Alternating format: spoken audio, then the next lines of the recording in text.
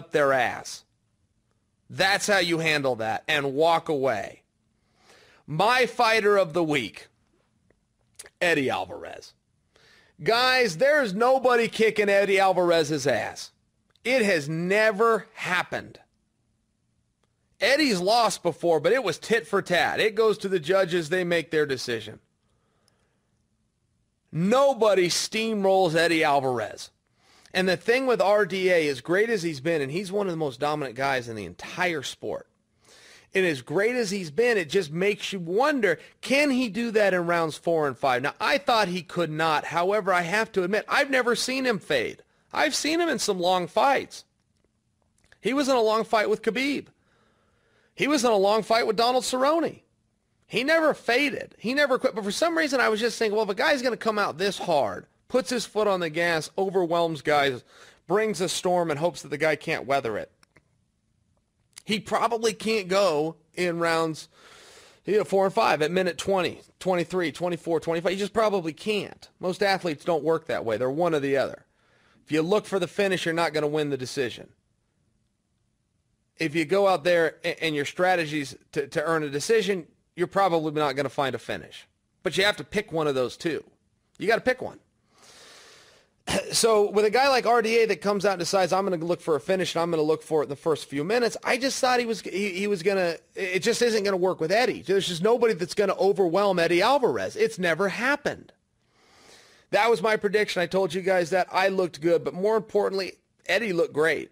And RDA, boy, he's got a lot of heart because he was hurt early. I don't know what kept him up, but he was not ready to hand that belt over. When you look at the Aldo and Frankie fight, Jose Aldo did very little. His output was minimal compared to Frankie. For every 10 punches Frankie threw, Aldo threw 1. That's an exaggeration, but I'll bet you a more accurate number is probably 4-1. 4 times the output by Frankie Edgar. Jose Aldo, no takedowns, attempted no takedowns, no submissions, attempted no submissions. What Jose Aldo did do is when he threw, he was accurate and he was hard. His defense was brilliant. His grappling defense is the best the sport's ever seen. He is the George St. Pierre of defense. Remember George St. Pierre could out-wrestle anybody even though he's not a wrestler? Jose Aldo can defend any takedown even though he wasn't a wrestler. I remember he made Chad Mendez look like Chad didn't know what he was doing in the wrestling realm. He did the same thing to Frankie. With the strikes, Jose Aldo was on point. Slip this way, step that way, bob left, dip right. Frankie Edgar's out there with a huge output, but a lot of them were air balls. And then Jose Aldo knows how to win the end of a round. When you hear the clock, when you hear the timer give the signal that there are 10 seconds left, that sets off a trigger in Jose Aldo's mind, and he storms you. He leaves the judges with that final impression, and he steals rounds, and he's done it fight after fight, year after year, and he did it Saturday night to Frankie Edgar. That's when he would bring out the flying knees, the right hand, the leg kick to the thigh. Boom, boom, boom. He would leave the judges with that and steal rounds. It was the single greatest strategy that any athlete brought to the octagon this entire week. Jose Aldo had the single greatest strategy. Now, he wants to go right after Conor McGregor. If you're Dana White and Conor returns to the weight class, you have to make the fight. Dana White seldomly has to do anything, but when you bring in an interim title and you've got the champion out there, if both of them are going to fight, they have to fight each other. That is one of the rules of the interim belt.